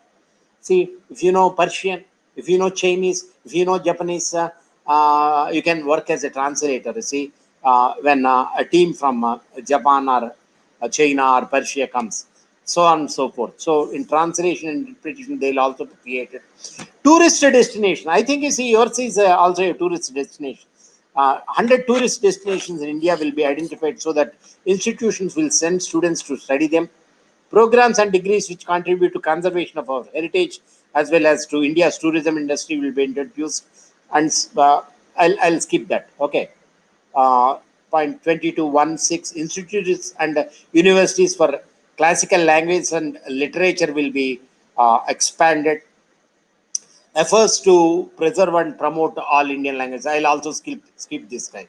Technology use and integration. India is a global leader in IT, information and communication technology.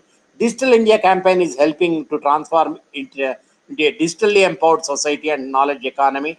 So, how technology impacts education, how technology impacts research and education fronts is highlighted in this slide, and how we are going to use it by starting a national education technology forum, which has the function of evidence-based advice to governmental agencies, intellectual and institutional capacities, and so on and so forth. The National Education Technology Forum will organize regional and national conferences, 23.4, workshops, etc.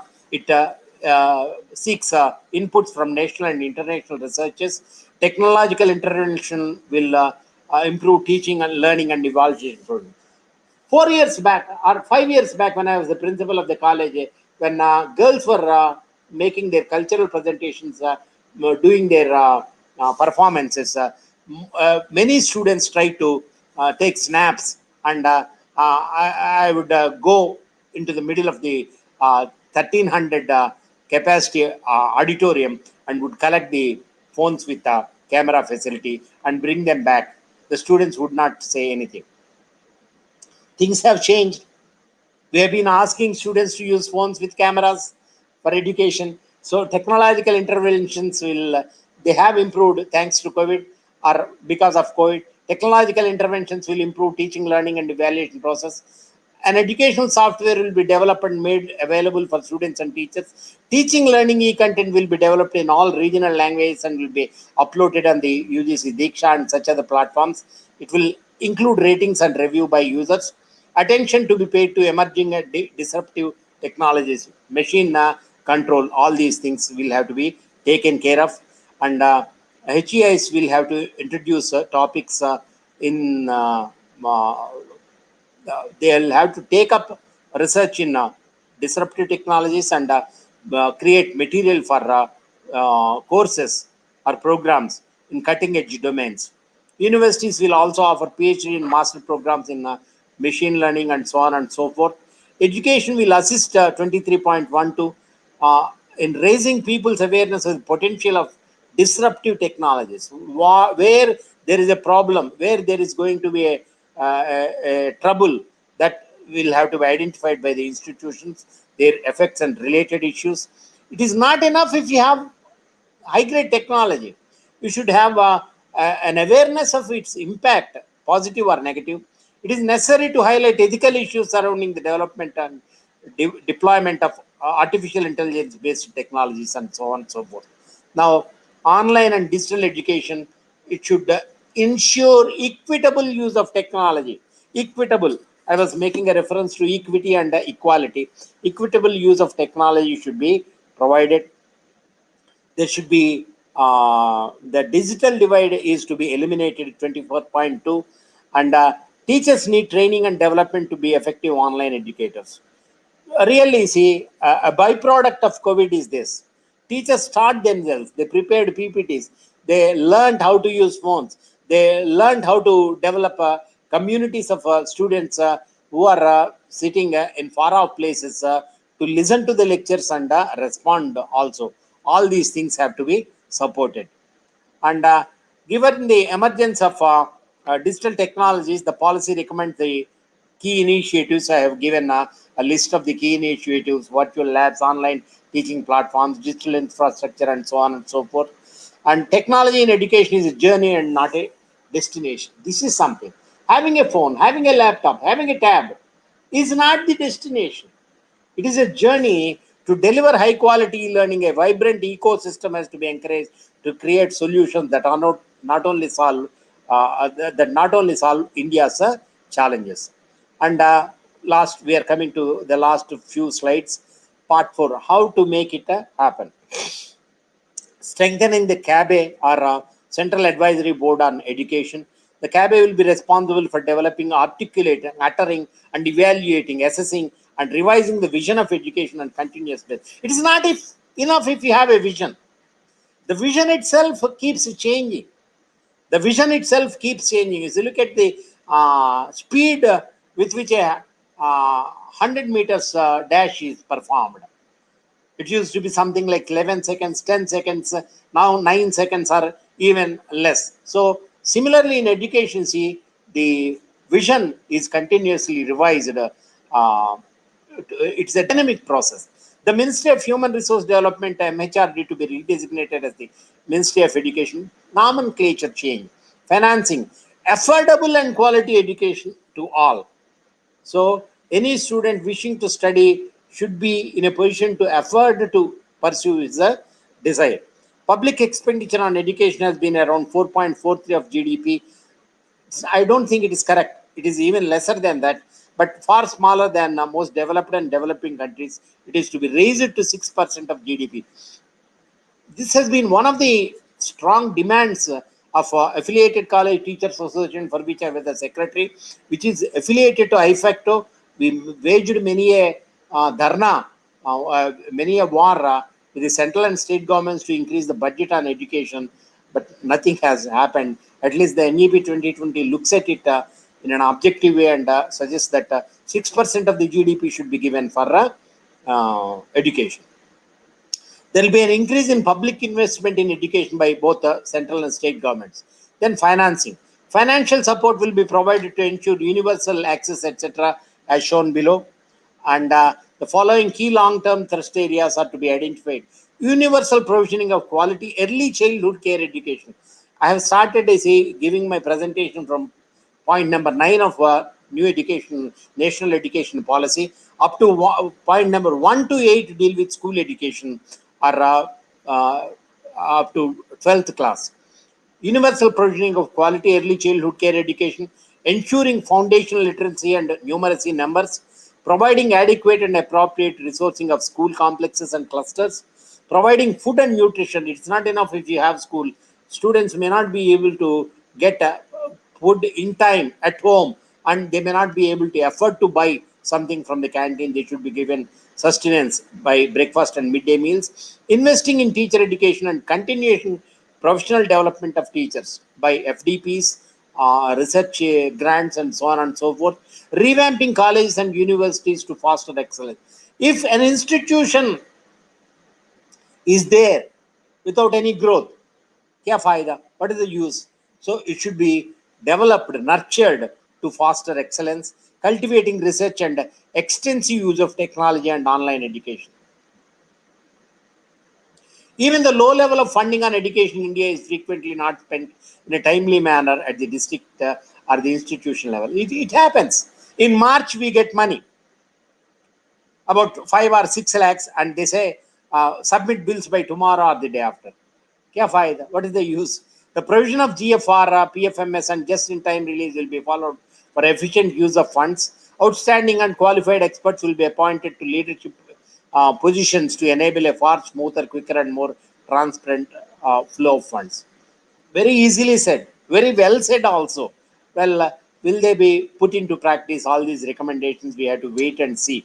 The policy calls for rejuvenation, making them young, active promotion, support for private philanthropic activity. You see, very clever.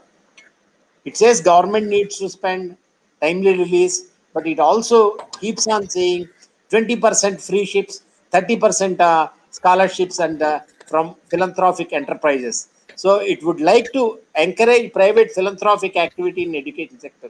Public institutions can take initiative towards raising private philanthropic funds to enhance educational experiences.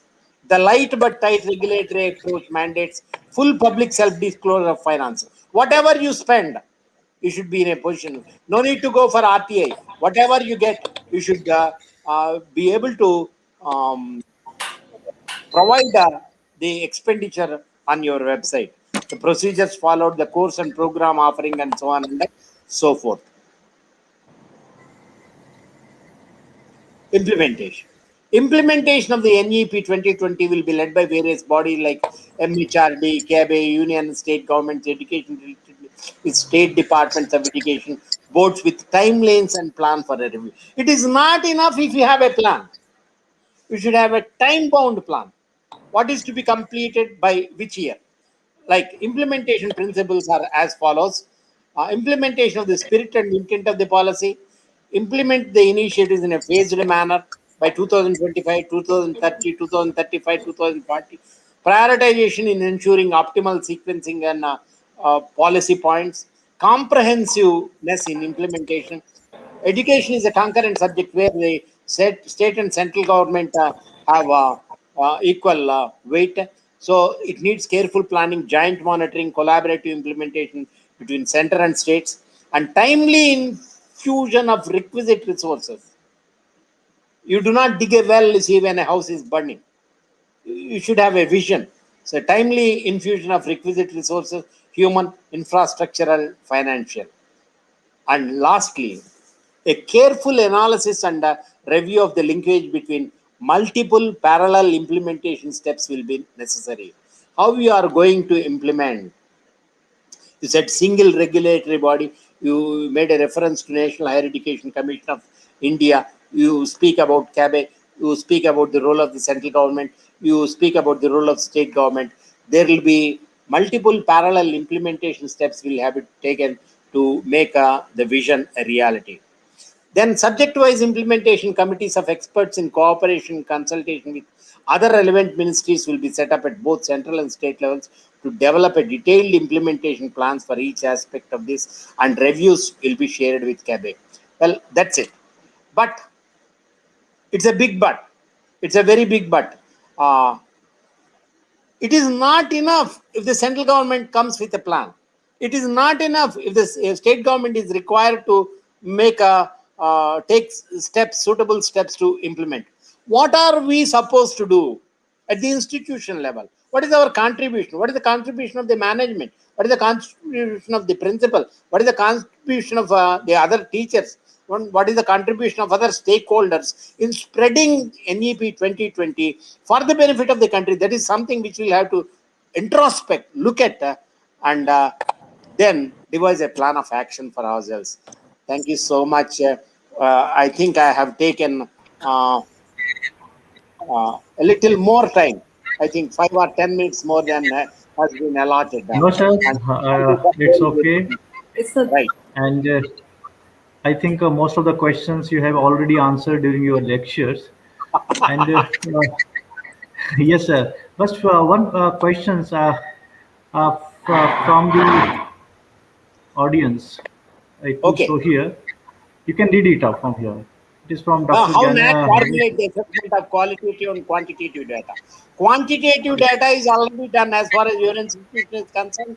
DVV has been submitted. Sometimes you gave less numbers than you are eligible to provide. But DVV did not agree. They said, you see, no, you are eligible for more. Please take this point. One more point is given for your institution. Then in some areas you claimed more, but you are not in a position to submit documents. I was making a reference to that particular question. See, there was an institution at the end of the country, toward the southern tip of India, which lost its grade by 0.1, and there was a principal from Madras who called me, sir, we want to file an appeal. And what is your recommendation? I said, see, don't be in a hurry to quarrel with NAC. We had seen several experiences of that. Let me look at their DVV. And they went to their DVV. They have done wonderfully well. No documentation. Okay, No sir. documentation. I went to the hotel. I ate everything. I did not pay. So what will happen?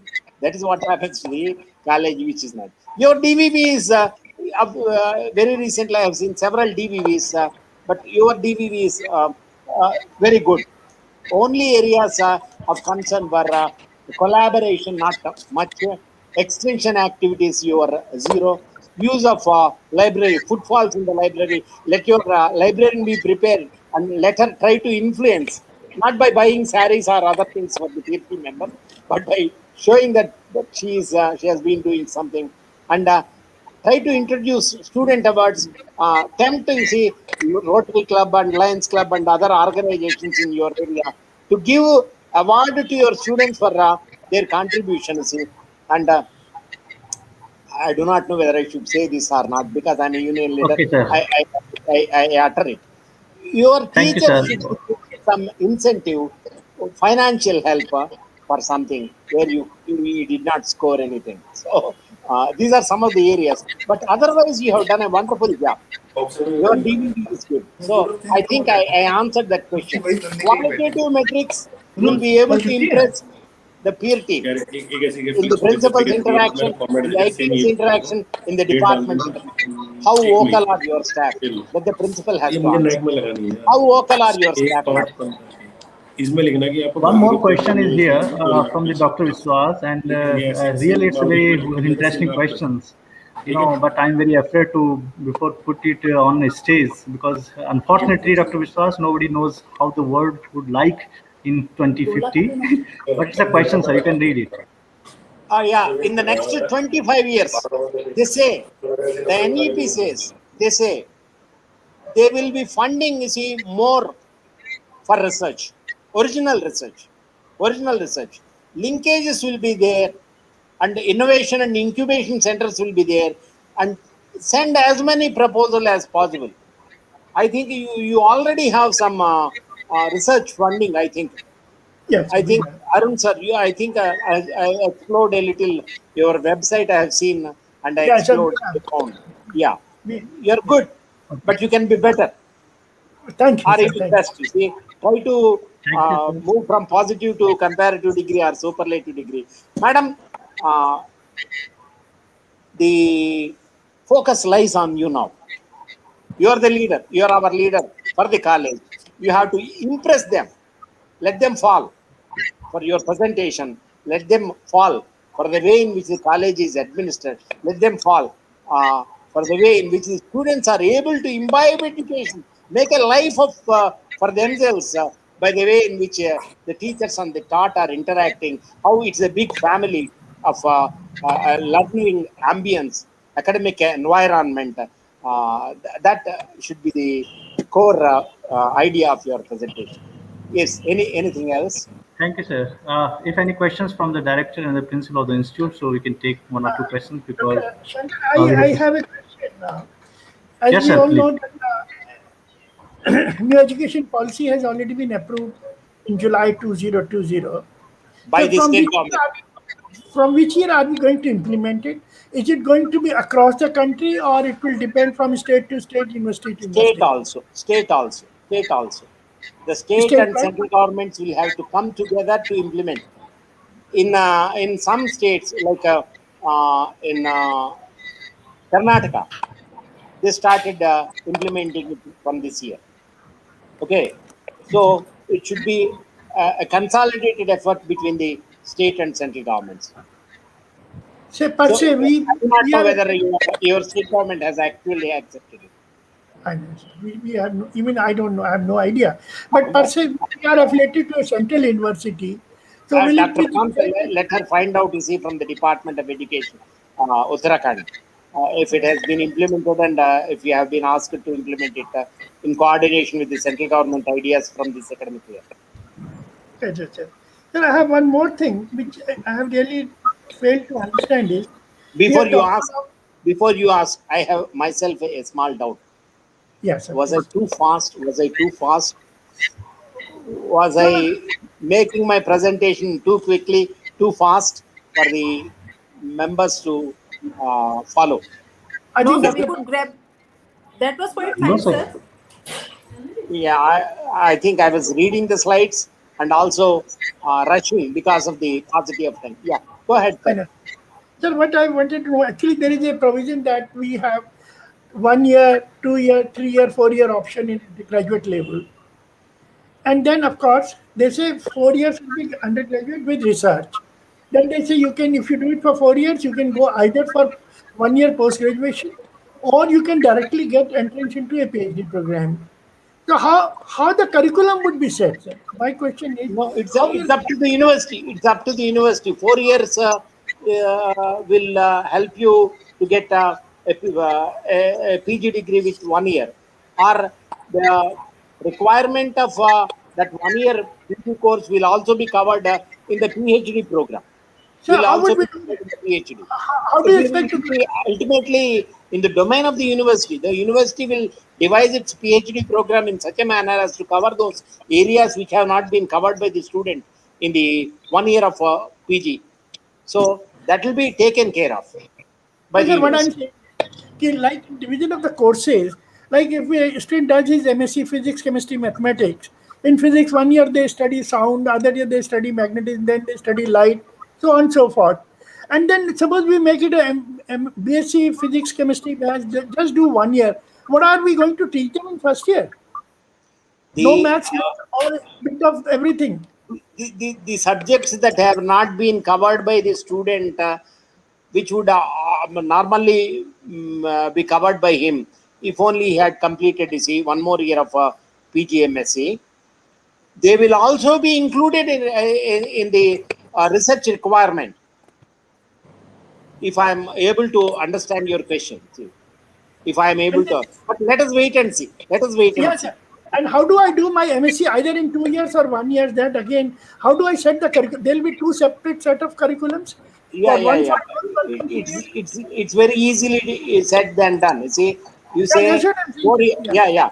You say 4 year degree and with 1 year possibility of PhD, 1 year possibility of PG, and then But you also say 4 years degree with a possibility directly go to yeah, okay, PhD. Yeah, yeah. agreed. But sir, So, but you are giving me but option. you Sir, have to one thing. complete those things No, which sir, are you are also giving me the limited. option that I do my 3 years degree, then I do my 2 years MSc. And you are giving option you do your 4 years BSc, then I do my 1 year MSc. So how do I teach? From where the resources will come from? Where the so because we'll have to run them simultaneously. You know, they will be running under different Do you ha- curriculum. do you have a fees waiver for economically backward students for your degree? We do have, sir. Reimbursement for We your do have. degree students? We Yeah, we have. do What have. about PhDs? What about your PG students? We give them, sir. We give them fee waiver. You have reimbursement? Yeah, Yeah, we we do. give them scholarship also. Okay, We give full them fee scholarship. waiver. Yeah, sir. I think In it is some full. cases, yes. Okay, 3 years they will Yes, get for sir. degree. 2 years they'll get for PG also. Look at this. I am a student. I want to be employed. If my degree gives me employment, I'll discontinue at 3 years. क्या फायदा और एक साल पढ़ने का? जी हाँ, If yeah. I want to go for a job which requires 3 years degree and 2 years PG, like the lecturer job that you are having, then I will go for that, enjoying my scholarship in 3 years and 2 years. But if I am bent upon going for research, and if I am a meritorious student, I'll do my 4 year degree program and go to research and try to quickly complete my research in an emerging area, getting the benefit of a less number of years and also trying to prove my worth. This is a hypothetical question, sir, for which we'll have to Sir, wait and see. I just I want will to, not be able to see. Ashish will be able to see that. sir, I just want to discuss one point. that Madam. in new education policy, as I understand, the more emphasis is given on the interdisciplinary aspects. Exactly. But in our current traditional education system, we focus on specialization and super specialization. Yes. Means even if I am teaching biochemistry, I am specialized in plant biochemistry or animal biochemistry. Now, a student of science, especially if a student of physics, this type of arrangement is available in the international university. They have some credits that is related to the subject, and then additional credits for the subjects which are not related directly to the degree of the student. Now, a physics student is interested in Indian history, ancient history. Okay, so he would like to take a course of ancient Indian history just because of the interest. And in the new education policy, we are emphasizing all these aspects. So now in a university setup, it is possible. But we are a science, it means institute that also science institute. So we have all the infrastructure and facilities, faculty related with science. So that means in the coming years, as per new education policy, under one umbrella, even the institutes, they have to manage cultural and all these aspects. So it is Exactly. highly transformation of the They education. say holistic education. They say holistic education. A Holistic student, education, right? a student must be able to know at least a basic knowledge of all these areas. Just as a doctor is expected to know emergency procedures and other related procedures, not only related. When I was young, there used to be ENT doctors. They used to check your ear, nose, and throat. Now, you for your nasal problems, you go to a separate doctor. For your throat problems, you Yeah. go to a separate doctor. For ear problems, you go to a separate doctor. No, because in our education system, Yeah. sir, in our education system, this means uh, this is started from the basic 10 plus 2 education. If I am a bio group student, I'll be teaching some subjects of biology related, and then physics maths group. And accordingly, in the higher education, they pursue their subjects of interest. So it means, as per our culture, it will be very difficult first to train the teachers Exactly. in this Exactly. pedagogical needs. Right. You Right? have to So it is a orient the real teachers challenge, first. I feel. It's a real If you challenge. want to reorient education, you have to orient the teachers first. You have to infuse in them, you see, the basic knowledge that the government wants to introduce to the students. So unless your teachers are trained with incentive, it's not enough. It's not enough. You see, I'm a union leader basically. If you want to train teachers, they should be given some incentive. Okay, impartial, merit based, all these things. Wonderful jargon has been applied, but let us wait and see if it turns Yeah. out to be a reality. Any other questions?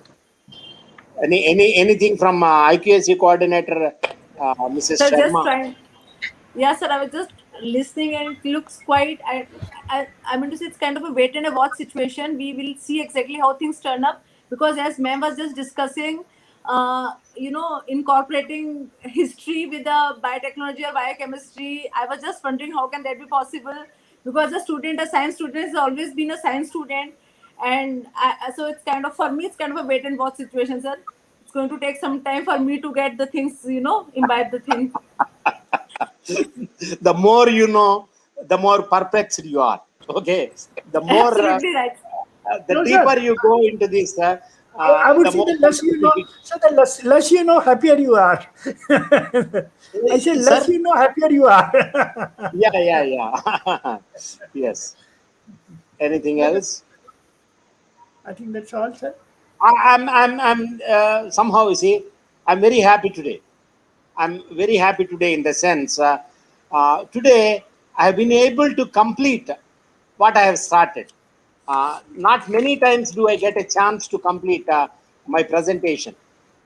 Not many times do I get a chance. You see, you have been very patient and you are very kind to me in giving me the sufficient time to complete my presentation. I know that I had to rush, you see, a few slides here or there, but on the whole, you have given me sufficient time to present a national education policy. But it makes a wonderful reading. It Yes, makes it a does, sir. wonderful reading, you see. I wish I wish your teachers would also find a time and interest to read the National Education Policy and its salient features. So as a matter of fact, sir, it has been very educative. We have learnt a lot. I think today all of us have learnt a lot. Even when I was preparing your welcome address, I learnt a lot. And in this issue of our newsletter also, we have devoted our total editorial column only on national education policy. So I'm sure each one of us will be going back, gaining a lot of knowledge about NEP 2020. And for that, Okay. we are really grateful to you. For that, we are really grateful.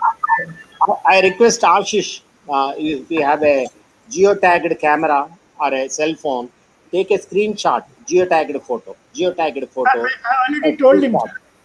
A screenshot. You see, it may be used. A Ashish, screenshot, I hope and Yes, sir. give a Can press you hear me? photo. That will be a We circumstantial have evidence. already taken that. We have already taken that. We have Yeah. already I taken that. already instructed him, sir. I passed on your Geotagged address. photo, Yes, and sir. press note of what transpired, and Okay. paper cutting, maybe in Right. English newspapers or Hindi Yeah, newspapers, definitely. whatever. That will help you see. Yeah. This will not be reckoned technically. This will not be reckoned as part of your activity. But you say, even after submitting our SSR, we have been continuing the processes that we have listed there. Yes, We are that, a college giving importance to the imparting of knowledge, learning from outsiders, sharing them with our colleagues for the betterment of education. That is what how Madam is going to present in her PPT. Uh, be vocal, be vocal, very vocal. You see, you have to impress them. You have to impress them. You have only one chance to create a good first impression. There are no second chances for creating a first good impression with the that's peer true. group. Yeah. I agree. Thank you so much for inviting me and give me a chance to say a few words, share my learning That's a with you pleasure. all. Wonderful to meet you, madams and sirs. Thank you, sir. It's Thank our you. pleasure and privilege to have you with us. And I'll now request Dr. Shruti Sharma to propose a formal vote of thanks as coordinator IKC. Shruti, please. Unmute yourself, madam. Please unmute yourself, Shruti. No, we can't hear you.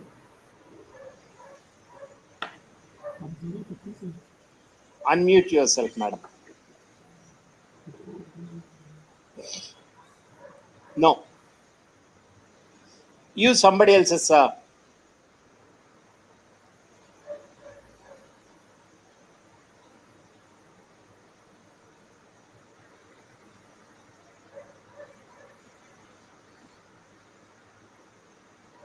I'm impressed by Ashish very much. Oh, I'm happy, sir. That's why I chose him. I told I'm him. impressed by him. You see, he is a jovial person, knowledgeable, committed. Am I Thank audible you, now, sir. sir? Yeah, Yes, yeah. sir. You are audible Please. now. Okay, I'm using Principal Ma'am's mobile. Doesn't No matter. problem. Please. Go ahead. It's fine now, sir? Yeah, yeah. It You're is my good. pleasure to propose. It is my pleasure to propose a formal vote of thanks on behalf of management and faculty of Dolphin Institute. We are highly thankful to Honorable Dr. S. Sarkar to be our speaker for today's webinar. Sincere thanks to you, sir, to be with us today, taking time from your schedule, delivering the excellent and letting us know the details about the What is new. that noise? No idea, sir. The session has indeed been enlightening, sir. Thanks are due to all faculty members for joining the webinar. Last but not the least, I extend my thanks to the management IT cell for their cooperation in making this webinar successful. Once again, thanks to all. Have a great evening. Namaskar, sir. Thank you. Namaste. Thank you, sir. Thank Namaskar. you. Ashish, Thank you, thank you sir. very much. Yeah, Ashish, a great thanks to you. no, My sincere before leaving, sir, I would like to say something. Yeah, Yeah, Can go I please. ahead. say? Yeah, Yes, please. sir. It's a very wonderful, and I would like to thanks on behalf of myself and on behalf of Dolphin Institute. And really, it's a very thank you very much for enlightening us in this particular domain, and especially the education in the age of artificial intelligence. And we know that, sir, action will be taken in the next few decades in the reference with this NEP 2021 will shape the future of education itself. And we can take these action based only on our present worldview. If this generation lacks a comprehensive view of educational cosmos, the life of future will be decided at random. Definitely, sir. It's a very wonderful talk by you. And I would like to thank all audience on the behalf of Dolphin Institute. And before taking your leave, I would like to leave one quote with this wonderful quote by the Plato, that is, we can easily forgive a child who is afraid of the dark, but the real tragedy of life when men are afraid of the light. So men means the teacher should not be afraid of the light. So we can enlighten our students in several ways. Thank you very much You for have the being with last us. word. And Dr. Shankar, my personal thanks to you for having Thank you so much. Thank you, sir. Thank you. Thank you. talk. I think I'm really thankful to you on behalf of all my faculty and staff of the college. Thank you very much, sir. Both the madams, thank you so much. Thank you. Thank you, sir.